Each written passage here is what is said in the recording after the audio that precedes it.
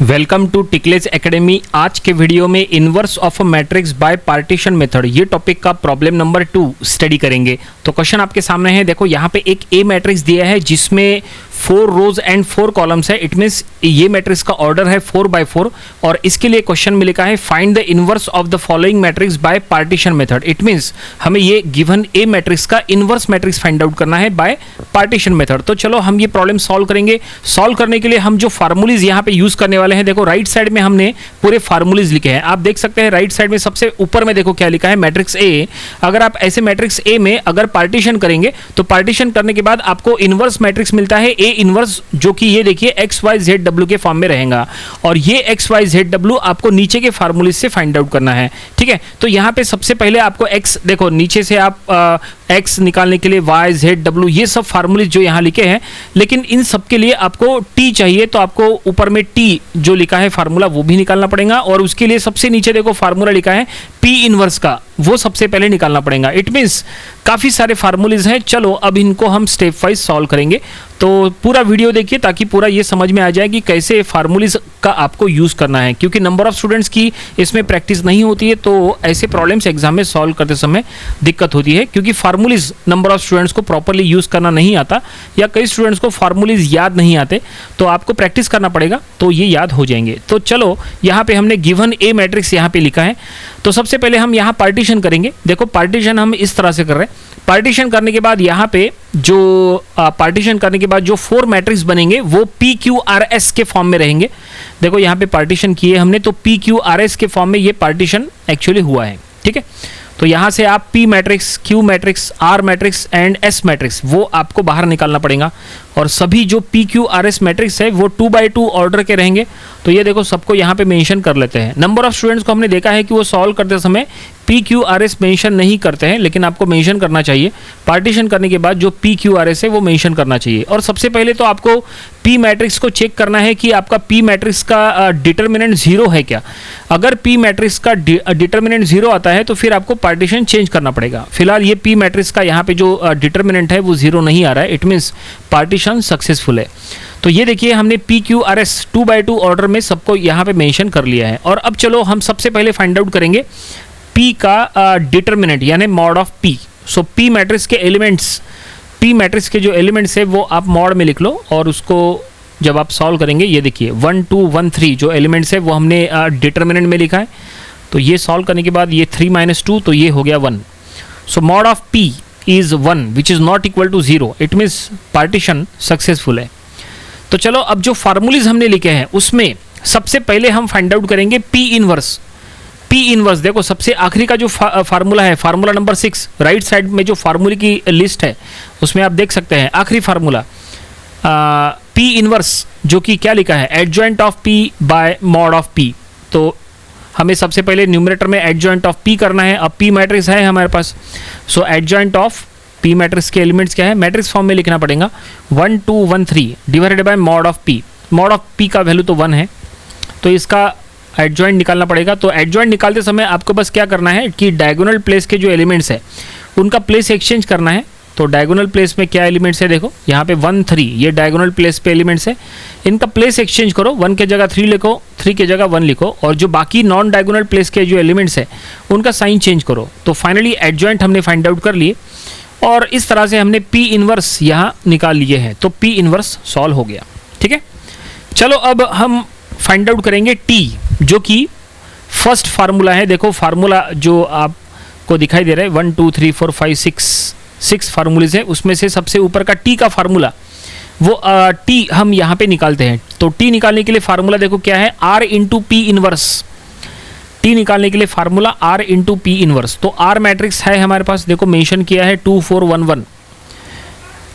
Are into P inverse, P inverse का जो अभी थोड़ी देर पहले हमने पी इनवर्स जो ये फाइंड आउट किए थे वो यहाँ पे मेंशन कर लिए। बस ये दोनों मैट्रिक्स को यहाँ मल्टीप्लाई हम कर लेंगे। मैट्रिक्स मल्टीप्लिकेशन उसके लिए आना चाहिए आपको।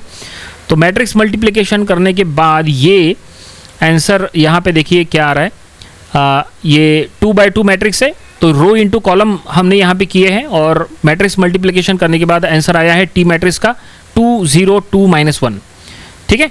तो टी हमने फाइंड आउट कर लिए। चलो इसको, ये जो आंसर्स हमने फाइंड आउट किए उसको साइड में लिख लेते हैं और आगे के स्टेप्स की तरफ चलते हैं। अब हम नेक्स्ट फाइंड आउट करेंगे डब्लू। तो डब्लू अगर फाइंड आउट करना है तो डब्लू फाइंड आउट करने के लिए फार्मूला लिखा है एस माइनस टी क्यू और ब्रैकेट में ऊपर में है इनवर्स। तो ये काफ़ी बड़ा ये कैलकुलेशन हो सकता है। एस माइनस टी क्यू आपको करना पड़ेगा। तो पहले S matrix minus T into Q, तो ये मैट्रिक्स मल्टीप्लिकेशन का खेल है। यहाँ पे नंबर ऑफ स्टूडेंट्स जो है मैट्रिक्स मल्टीप्लिकेशन में गलती करते हैं, तो यहाँ पे रो इंटू कॉलम प्रॉपरली करना है। अगर आपको एग्जाम में कैलकुलेटर अलाउड है तो आप चाहे तो कैलकुलेटर का यूज़ करो, कोई दिक्कत नहीं है। तो ये देखिए S minus T Q inverse सभी मैट्रिक्स हमने यहाँ पुट किया है। पहले एस जो मैट्रिक्स है वो एज इट इज रखेंगे, माइनस टी इंटू क्यू। अब यहाँ पे मैट्रिक्स मल्टीप्लिकेशन है, बिल्कुल स्टेप वाइज करेंगे हम ताकि आपको समझ में आ जाए। देखो 6 + 0 first element, then 2 + 0 second element, उसके बाद सेकंड रो में 6 - 3 और नेक्स्ट है 2 - 2। ठीक है, मैट्रिक्स मल्टीप्लिकेशन हमने किए हैं और फिर कर्ली ब्रैकेट के ऊपर इनवर्स। और अब इसको हम थोड़ा सा सॉल्व कर लेंगे। पहला मैट्रिक्स एज इट इज रहेगा 3 3 1 1 माइनस दूसरा मैट्रिक्स 6 2 3 एंड 0 ऐसा। ठीक है, अब ये दोनों मैट्रिक्स का सब्सट्रैक्शन हम करेंगे। सब्सट्रैक्ट करने के बाद देखो यहाँ पे क्या बनता है। सब्सट्रैक्ट करने के बाद फिर हमें इन्वर्स भी करना है, वहाँ पे फिर से गलती होने के चांसेस हो सकते हैं। देखो बताते हैं कैसे होंगे। तो देखिए ये हमने सब्सट्रैक्शन कर लिया है और ये मैट्रिक्स हमें मिला है। अब इसका इन्वर्स, ये मैट्रिक्स का इन्वर्स फाइंड आउट करने के लिए आपको क्या करना पड़ेगा, ये मैट्रिक्स का एडजॉइंट पहले निकालना पड़ेगा।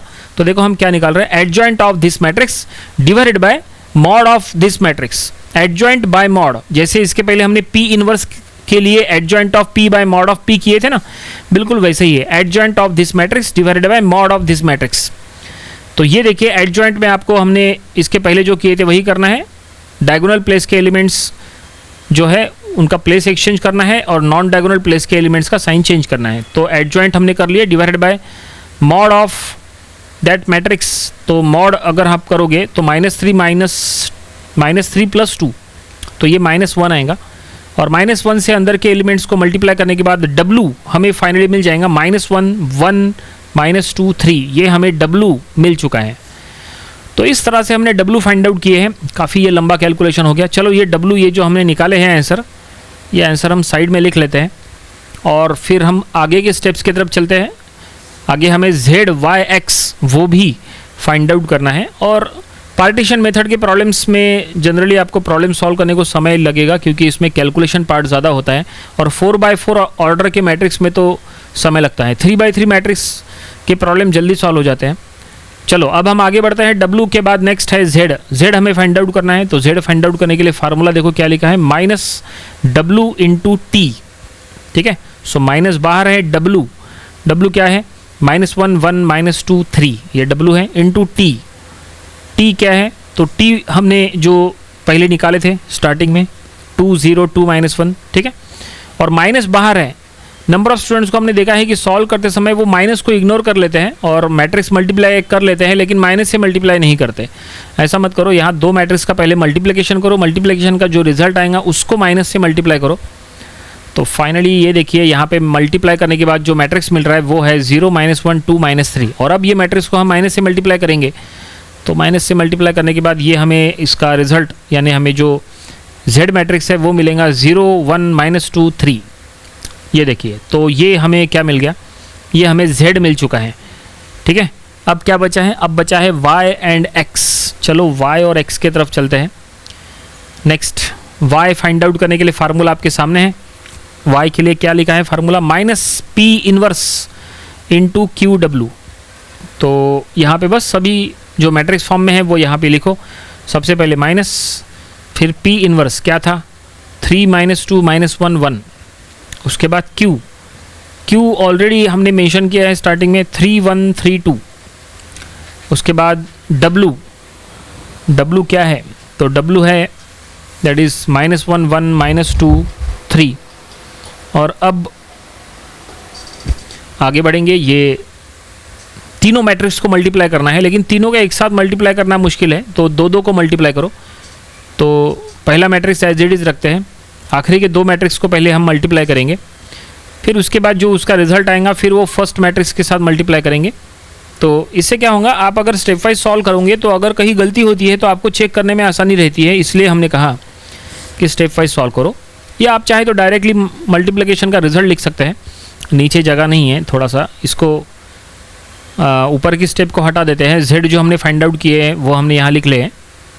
देखो ऊपर की स्टेप हटा देते हैं अब और इसको ऊपर करके यहाँ पे हम सॉल्व करेंगे, क्योंकि ये स्टेप वाइज सॉल्व करना है हमें। तो ये देखो दो मैट्रिक्स को मल्टीप्लाई करके जो रिजल्ट है वो मिल रहा है। तो पहला मैट्रिक्स एज इट इज़ और इधर के दो मैट्रिक्स को मल्टीप्लाई करने के बाद यहाँ पे रिजल्ट मिल रहा है -5 6 देन -7 एंड 9। अब यहाँ पे दो मैट्रिक्स को मल्टीप्लाई करना है, तो मैट्रिक्स मल्टीप्लिकेशन के लिए वही रो इंटू कॉलम करो, first row into first column, first row into second column. तो ये हो जाएगा -15 + 14 देन ये 18 - 18 next element, then after 5 - 7 and next आएगा -6 + 9। ठीक है, तो मैट्रिक्स मल्टीप्लिकेशन हमने कर लिया है और अब यहाँ पे इसका रिजल्ट देखते हैं क्या आएगा। तो ये फर्स्ट एलिमेंट रहेगा -1, फिर 0, फिर -2, फिर 3 और बाहर माइनस है तो माइनस से मल्टीप्लाई करना ज़रूरी है। तो चलो माइनस से मल्टीप्लाई करेंगे अंदर एलिमेंट्स में, तो ये आएगा 1 0 2 -3। तो ये हमें फाइनली y मिल चुका है। ये जो रिज़ल्ट है ये हम इधर लेफ्ट साइड में लिख रहे हैं।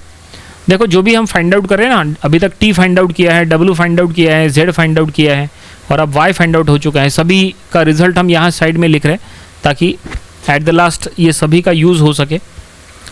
तो यहाँ पे थोड़ी सी जगह बना लेते हैं, यस। और अब यहाँ पे y लिख लेते हैं जो हमने फाइंड आउट किया है, 1 0 2 -3 ऐसा हमने y फाइंड आउट किया है। और अब बचा है लास्ट में x हमें फाइंड आउट करना है। तो x फाइंड आउट करने के लिए फार्मूला आपके सामने है। चलो x निकालते हैं, इसको इरेज कर लेते हैं। तो x निकालने के लिए formula P inverse, sorry minus नहीं है, P इनवर्स -yt ऐसा है, पहले माइनस नहीं है। सो P इनवर्स -yt है। बस यहाँ पे वैल्यूज पुटअप करो। P इनवर्स जो हमने स्टार्टिंग में फाइंड आउट किए थे 3 -2 -1 1, उसके बाद -yt, y जो इसके पहले के स्टेप में फाइंड आउट किए 1 0 2 -3 एंड t जो हमने स्टार्टिंग में निकाले थे t दैट इज़ 2 0 2 -1। अब यहाँ पे भी मैट्रिक्स मल्टीप्लिकेशन आ गया। तो आप समझ सकते हैं कि अभी तक हमने हर स्टेप में जहाँ तक मैट्रिक्स मल्टीप्लिकेशन किए हैं, तो मैट्रिक्स मल्टीप्लिकेशन कितना इंपॉर्टेंट है ये आप समझ सकते हैं। मैट्रिक्स मल्टीप्लिकेशन में गलती नहीं होनी चाहिए, इसलिए आपको प्रैक्टिस करना है। जितनी ज़्यादा प्रॉब्लम्स की आप प्रैक्टिस करोगे उतना मैट्रिक्स मल्टीप्लिकेशन का कॉन्सेप्ट क्लियर होगा। और मैट्रिक्स मल्टीप्लिकेशन का आंसर कभी भी रॉन्ग नहीं होना चाहिए। आप इसलिए थोड़ा सा स्लो सॉल्व करो, जल्दबाजी करने की ज़रूरत नहीं है, क्योंकि एक भी आंसर अगर स्टार्टिंग में रॉन्ग हो गया, एक भी प्लस का माइनस हो गया या कुछ भी 0 का 1 कुछ भी अगर हो गया, थोड़ा सा भाई अगर एक नंबर भी अगर चेंज हो गया, एक सिंगल नंबर भी चेंज हो गया, तो पूरा सॉल्यूशन रॉन्ग होने वाला है और इसमें कुछ भी मार्क्स नहीं मिलेंगे, 0 मार्क्स मिलेंगे, क्योंकि लास्ट का इन्वर्स आपका मैट्रिक्स पूरा रॉन्ग हो जाएगा। तो ये देखिए फाइनली ये हमने फाइनली x फाइंड आउट कर लिया है और ये जो x निकाले हैं यहाँ पे रिजल्ट उसका लिख लेंगे 1 -2 1 -2 ऐसा हमने x यहाँ मिल चुका है। और अब हमें क्या करना है, अब हमें इन्वर्स मैट्रिक्स तैयार करना है। तो इन्वर्स मैट्रिक्स तैयार करने के लिए देखो A इन्वर्स ऐसा फॉर्म हमें तैयार करना पड़ेगा। देखो फार्मूलीज की लिस्ट में A इन्वर्स का फॉर्म ऊपर आपको दिखाई दे रहा है, A इन्वर्स जो कि है मैट्रिक्स फॉर्म में x y z w। तो चलो इन्वर्स मैट्रिक्स फाइनली बनाते हैं। बस जो हमने x y z w find out किए ना, वो बस हमें यहाँ पे मैट्रिक्स फॉर्म में पुट करना है। बस ये देखिए यहाँ पे x y z w निकाले, देखो ये इधर दिख रहा है x y z w, इनको बस मैट्रिक्स फॉर्म में पुट करना है। तो हमें A इन्वर्स मिल जाएगा। तो हम सबसे पहले लिख लेंगे A inverse x y z w matrix form में, और अब यहाँ पे पुटअप करो x y z w। तो बड़ा सा मैट्रिक्स बनेगा क्योंकि 4/4 का मैट्रिक्स तैयार होगा।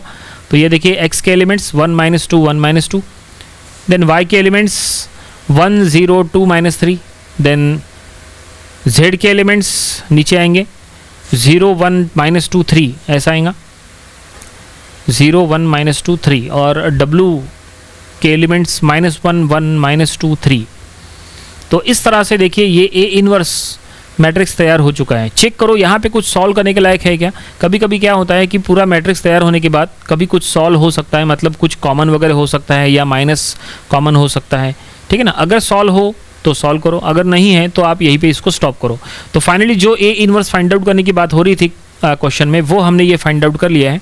प्रॉब्लम यहीं पे कंप्लीट हो गया। आई होप आपको ये पूरा प्रॉब्लम कैसे हमने इसको स्टेप वाइज सॉल्व किए हैं बाय यूजिंग द फार्मूलाज, ये आपको समझ में आया होगा। ये प्रॉब्लम आपको अपनी प्रैक्टिस बुक में ज़रूर से सॉल्व करके देख लेना चाहिए। इंपॉर्टेंट प्रॉब्लम था, एग्जाम में भी आ चुका है। तो ये था inverse of a matrix bye partition method, ये टॉपिक का प्रॉब्लम नंबर 2। इसके पहले का एक प्रॉब्लम वो भी आप स्टडी कर लीजिए, और इसके आने वाले दिनों में हम इसके और भी नंबर ऑफ प्रॉब्लम स्टडी करेंगे ताकि इसकी और अच्छे से प्रैक्टिस हो जाए। तो मिलते हैं नेक्स्ट वीडियो में। Thanks for watching this video.